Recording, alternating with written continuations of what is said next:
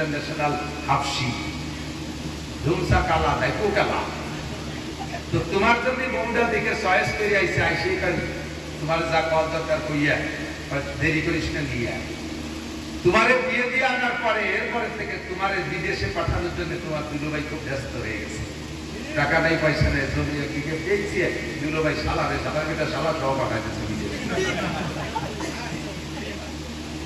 তোমারও পাঠাইতে এরপরে স্টাডি ঘুরে দিছে। তোমার গুন্ডার কপাল পোড়াবে তোমার দুলোভাই কিছুদিন পরে তোমার বিদেশে পাঠাই। এই জন্য শরীয়তের বিধান জীবনে কোনদিন দুলোভাইরে বউ দেখতে দিবি না। বালকার মন্দ দুলোভাইরে বউ দেখতে দিবে না। দুলোভাইয়ের বউ দেখা হারাম, তোমার বউকে তোমার দুলোভাই দেখা হারাম, আগেও দেখা হারাম, পরেও দেখা হারাম। কিন্তু আমাদের পূর্বে দেখেছি ইদানিং আল্লাহর রহমতে আমাদের বয়স চলতে পরিবর্তন হয়ে আসছে। বিয়ে করে আনার পরে স্বামী স্ত্রী দুইজনে একসাথে দুধ ভাত খাবে, এটা সুন্নাত। উনি বউটারে বাড়ি নামায় তোর পরে ওনার গেটে খেলায় দুটো মাইতো রাস্তা দিয়ে মুখ করে শুয়ে বেড়াচ্ছে, আর ওর বউরে দিয়ে আর ওর দুলোভাই দিতে মালা দিয়ে বেসায় দিচ্ছে দুধ ভাত তোরা দিবি কা। একটা কুপ্রথা সমাজে ছিল কি ছিল না? এটা সম্পূর্ণ পরিহার করতে হবে। এগুলো বাদ, এগুলো চলবে। মেয়ে দেখবেন কেমন মেয়ে দেখবেন এগুলো ভালো করে মনে রাখো। ধলা একটা দেখলেই লাফাই পড়ে না। বংশীয় মেয়ে খোঁজো, শিক্ষিতা মেয়ে খোঁজো। তুমকা হুলমারা তুমি আরবা মেয়েদেরকে বিয়ে করা হয় 4টি গুণ দেখে। জামালিহা 1 নম্বরে রূপ দেখে, 2 নম্বরে হাসাবিহা ভালো বংশ দেখে, 3 নম্বরে মালিহা শ্বশুরের কিছু মাল থাকলে তাও মানুষ একটু টার্গেটে রাখে, 4 নম্বরে দীনিহা দিনদার দেখে বিয়ে করে। হুজুরে বললেন 4টে গুণই পছন্দের, 4টা থাকলে তো সবচেয়ে শোনাই সোহাগা। যদি 4টা না থাকে তাহলে কমপক্ষে রূপ হলে ভালো, না হলে দোষ নাই, বংশ হলে ভালো, না হলে দোষ নাই, ধনী হলে ভালো, না হলে দোষ নাই। তবে ফার্স্ট পার্টি জাতির দিন দেখ মেয়েটা নামাজ পড়ে কিনা, মেয়েটা কোরআন পড়তে পারে কিনা, মেয়েটা পর্দা করে কিনা, মেয়েটি বোরকা পরে কিনা, মেয়েটি কি দুলোভাইয়ের বাড়ি বেড়াতে যায় কিনা, মামা বাড়িতে কয়দিন বেড়ায়, খালু বাড়িতে কয়দিন বেড়ায়, কাউর বাড়িতে কয়দিন বেড়ায়। এই পাড়া বেড়ায়নি মহিলা, পাড়া বেড়ায়নি মুরগি কিনিস না, তাহলে ও বাড়ি দিন পারে না।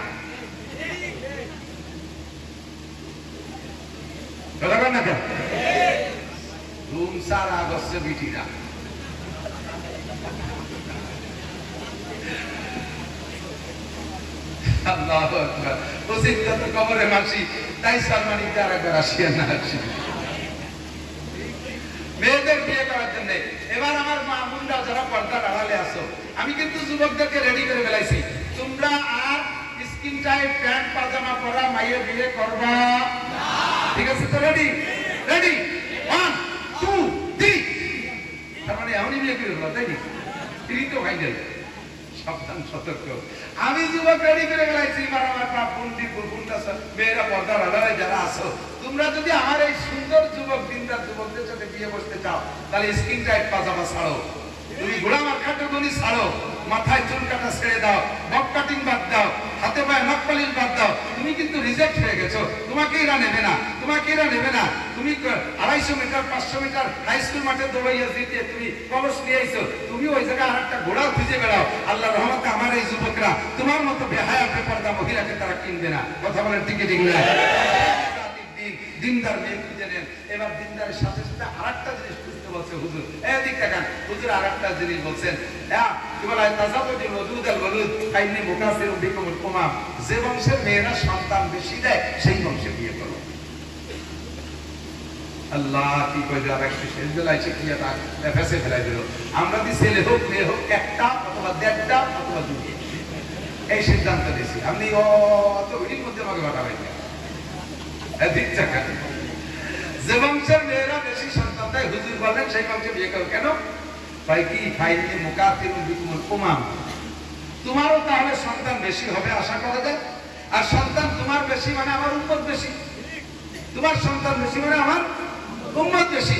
আমি কিয়ামতের ময়দানে যাতে সব নবীর চাইতে বেশি উম্মত নিয়ে উঠতে পারি, এ ব্যাপারে তুমি আমার প্রোটেকশন দিয়ে সহযোগিতা করবা। এই জন্য যে বংশের মেয়েরা বেশি সন্তান দেয় সেই বংশে বিয়ে করে সন্তান একাইও না, নষ্ট করো না। কারণ তুমি জানো না, তুমি জানো না যে কোন সন্তানটা ভালো হবে। প্রথমটা চেহারা ভালো মনে করছে এইটা যথেষ্ট, এরপরে আরেকটা হয়ে গেছে, বাস তুমি মহা খুশি, এরপরে আর পছন্দ করতেছে না। কিন্তু এই দিকে ভবিষ্যতে বড় হলে কি হবে তা তো তুমি জানো না। চেহারাই তো মানুষ না, মানবতা তো আলাদা জিনিস, কথা বলেন ঠিক না? ওই দিকে বড় হলে কি হবে তা তুমি জানো না। এরপরে তোমার নামে আর যে বাজেট ছিল সেই দিকে তুমি নিলে না, সেই দিকে তুমি নিলে না। সে যদি আল্লাহ তাআলা দুনিয়ায় পাঠাই ছাড়বে, পাঠাই দিচ্ছে সে যদি অন্য জায়গা, কিন্তু তুমি যে যদি খুশি হয়ে খালিয়ে গেছো সেই দিকে বড় হয়ে কি হয়েছে, একটা এরশাদ শিকদার আর একটা কানা জাহাঙ্গীর, আন্তর্জাতিক খ্যাতি সম্পন্ন দুই ডাকাত। আর যে যদি তুমি নিলে না, তোমার নামে বরাদ্দ ছিল। আরে বরাদ্দ কিছু থাকলে নিয়া না নিয়ার একটা বিষয় আছে। আমাদের এই রোড বরাদ্দ আছে, এই রোড বরাদ্দ আছে, মাল সব রেডি হয়ে গেছে, কিন্তু যখন কন্ট্রাক্টর আসছে স্থানীয় যুবক কাকা সাদা দিতে হবে 2 লাখ, এই ব্রেক দিয়ে দিয়েছে, ফ্যামিলি প্ল্যানিং শুরু করে দিয়েছে, ব্রেক দিয়ে দিয়েছে, 2 লাখ সাদা না দিলে এবার সাথে ওরা যে কন্ট্রাক্টর ডিসি সাথে বলছে স্যার ওরা 2 লাখ টাকা সাদা না দিলে কাজ করতে দেবে না। ডিসি স্যার বললেন বরাদ্দ দেওয়া আমার হয়ে গেছে, যেহেতু সরকারি গেল না ওরা বসে সব দিয়ে দেয়। তুমি না নিলে আর এক জায়গায় চলে যাবে, বরাদ্দ হয়ে গেছে। সন্তান চাইতে তোমার বাড়ি বরাদ্দ ছিল, তুমি দুনিয়া নিয়ে ব্রেক করে ফেলাইছো, 2 লাখ টাকা সাদা চাইছো। আল্লাহকে হবে না সাদা দিয়ে দিই, ওই বাকি দুটো দিয়ে দিয়ে একটা সরমুনাই দিয়ে একটা গোবের টাকা দেয়, একটা নাম শামসুল্লাহ ফরিদপুর, একটা নাম ফজলুল করিম সরমুনাই। ওই দুটো তোমার নামে বরাদ্দ ছিল, যে দুটো গোষ্ঠীরে ভালো বানাবে তাই নিলে না, আর যে দুটো দেশে ফাইন করে সেই দিচ্ছে সেই দিকে নিয়ে তুমি খুশি থাকছো। কাজেই ঠেহাস যে কটা আল্লাহ তাই অতি দিয়ে খাতি দেবো কোন যাতে সরকারি কারণে। আর সরকার আমার কি ছাতা দেয়? সরকার নিজেই তো এখন দেশে নাই, আমরা খাচ্ছি না, কথা বলার দিকে ঠিক না। সরকার নাই আমরা খাচ্ছি না, সরকার নাই আমরা খাচ্ছি না, তাহলে সরকারের হুকুমে আমি ছেলে মেয়ে কেন করবো? আমি আমার বাপের 8 নম্বর সন্তান। তোমার দুনিয়ার সরকারের সিদ্ধান্ত যদি আমার আপনি আমল করতো তাহলে আমি আছি কোথায়? আজকে সারা দুনিয়া বলে ওয়াজ করে বেড়াচ্ছি, দেশের মানুষের মধ্যে উপকৃত আছে। তাহলে তোমার কথা মানলি আর আমার আপা যদি সেই কথা আমল করতো, আমার মতো আছি দেশের মানুষ কত কোন জায়গায়? তুমি সরকার 8 বছর, তোমার বাপের 8 নম্বর সন্তান, তুমিও তো তোমার বাপের 6 নম্বর সন্তান। তোমার বাপ যদি ওই সিদ্ধান্ত নিত, তোমার মতো শোনা চান কোন ডাকে নদীর টাকা চাল খেয়ে তারা শুরু করে দিয়ে আসতাম। কাজী আমরা সরকারের সিদ্ধান্ত মানতে পারছি না। সন্তানের ব্যাপারে কার সিদ্ধান্ত? কার সিদ্ধান্ত? আমি 7টা সন্তানের বাপ, আমি 5টা ছেলে 2টা মেয়ের বাপ। আলহামদুলিল্লাহ আমার 5টা ছেলে মেয়ে হাফেজ হয়ে গেছে, আলেম হচ্ছে, মৌলানা হয়ে যাবে। আর 1 বছর পর থেকে পর এক এক করে মৌলানা হয়ে বেরিয়ে আসবে। 5 ছেলে মেয়ে 4 ছেলের আমি উমরা করাইছি, মেয়েটা উমরা করবে ইনশাআল্লাহ, হাফেজ হয়ে গেছে রমজানের পরে। আমার কোনো কিছুর অভাব রাখে নাই, সন্তান আল্লাহ দিচ্ছে, তাদের রুজি আল্লাহ দিচ্ছে। আসমান থেকে রিজিক আসে, আসমান থেকে খোদার গজব আসে। কাজে আমি আসমানি রিজিকের ভরসা করি, আসমানি রিজিকে বিশ্বাস করি। আমি সন্তান কম নিতে রাজি না। আল্লাহ তাআলা আমাকে নেক সন্তান দান করুন, বলেন আমিন। আল্লাহু আকবার। এরপরে দিক তাকান, এ যুবক বিবাহের আগে একটা কন্ট্রাক্ট কমপ্লিট করে নিবা, সেটা হলো কত টাকা দেবে, মোটরসাইকেল দেবে কি দেবে না কিনে দিতে হবে। শ্বশুর বাড়ির চাপ দিয়ে কন্ট্রাক্ট করে যৌতুকের মোটরসাইকেল রাস্তায় চলবে না, খালের মধ্যে দিয়ে চলবে। ইরাকের হাসাপাতাল যে ঢুকে ওই দিকে লাগতে পারে, গাড়ি চলে যাবে, তুই হতে ধেয়ে যাবি। যারা যৌতুকের মোটরসাইকেল শ্বশুর শাশুড়িরা প্রেসার দিয়ে মোটরসাইকেল আনছো, কালকে সকালবেলা শ্বশুরকে আব্বা বাবা তসবিহ গুলি 100 বার পায়ে ধরে নকশায় ফেরত দিবা, চাবিটা দিয়ে দিবা, নীতি না চালিয়ে ফেরত দিবা।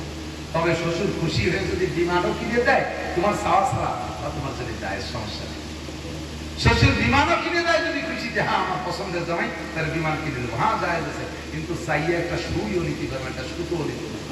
আর তুমি এই খয়রাত কেন করতে দেবো? খয়রাত করতে জায়গা পাও না, মডেল মসজিদের ওখানে দাম নিয়ে বেঁচে থাক, আমরা যাতে আপনার কথা 2-4 টাকা দিয়ে যাবো। তুই বিয়ে করে শ্বশুর বাড়ি কেন খয়রাত করি? মোটর সাইকেল দিতে হবে, আমি হাত কিনে দিতে হবে, আমাদের এটা আবার না গেলে পারলাম। যৌতুকের মাল সব হারাম, শুয়োরের গু খাওয়া যেমন হারাম, এর নিচে ভাষা নাই। শুকরের পায়খানা খাওয়া যেমন হারাম, নিজে পায়খানা করে খাওয়া যেমন হারাম, যৌতুকের টাকা সেরকম হারাম। যেন যৌতুক খাবি কপাল কাট করবে, কপাল কাট করবে, বহু আছে কপাল করার পর সেগুলো সেদিন কাজে যৌতুক হবে না। এবার যৌতুক হবে নাই যখন, এত শক্ত কথা হুজুর বল, এ কথা হবে না। যৌতুক যখন খাওয়াই যাবে না, তাহলে একেবারে তো সেই দিয়ে যায় না। এবার ছেলের বাপ পায় নাসির হুজুর যেভাবে দেশের মানুষ চাহিদা করল, যৌতুক যখন নিয়েই যাবে না, তাহলে 16 পাইল 5 জন খাওয়া দেবে লোক, মেয়ের বাপন দর্শে কত লোক খাওয়াবা, যৌতুক তো নিলামই না, কত লোক খাওয়া কে আপনার খাওয়াবে কেন? এই ধারণা করছে না সুযোদ্ধর বাড়ি খাতে যাবি কে? তুমি বলে কামাবি দিয়েছো, ওটা মাইও জন্ম দিয়ে অন্যায় করছে। সে 16-18 বছর পর্যন্ত মেয়েটাকে লালন পালন করে লক্ষ লক্ষ টাকা দিয়ে লালন পালন করে মেয়েটাকে করি যা সিরে যাচ্ছে তোমার বাড়িতে তুমি বিদায় দেয়, সে শোকের শোকের কান্ত মেয়ের বিদায় দেয়। তারপরে আবার তার কাছ থেকে খাইয়ে আসতাম, বাবার মুখে খাইয়ে দাও না। বিয়ে সংক্রান্ত